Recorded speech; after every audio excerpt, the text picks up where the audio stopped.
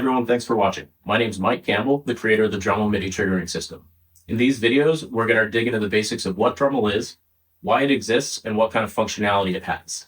From there, we're going to dig into the S1. This is our first instrument. This is our first system with the DruML MIDI triggers inside it, and we're excited to show you what it's capable of. So let's dig in. The question a lot of people ask, and it's a valid one, is why AI? Especially given all the recent focus on LLMs and the fact that every company is trying to jam AI into their offering. It's a valid thing to question. DruML is different in the sense that it actually does make sense. Where we've seen most drum modules over the last 20, 30 years all rally around is the concept of just a whole bunch of settings and heuristics to figure out position or velocity and all these different things. And ultimately, physical systems are very messy. And the better your product gets, the more coupled to the hardware it gets and the more complicated it gets. That's largely why you don't see a lot of different form factors for things like Roland Digital. And there's genuinely not a lot of people operating in this space.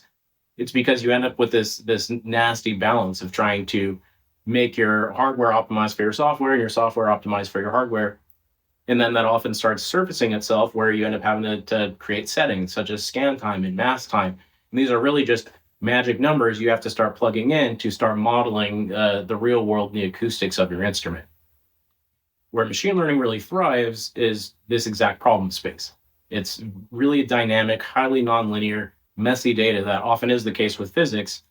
Machine learning is amazing at that. Where DruML aims to differentiate itself is that it completely takes advantage of this by going one step further.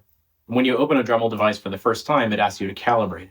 This asks you to more or less hit it 50 times, hard and soft, and it generates a vector or a fingerprint of your hardware profile that captures all the nuances of what is specific to your hardware, like the dynamics and the mesh tension and all that type of stuff. All the machine learning models downstream that are used for waveform segmentation and classification are all now aware of the unique qualities that your hardware has.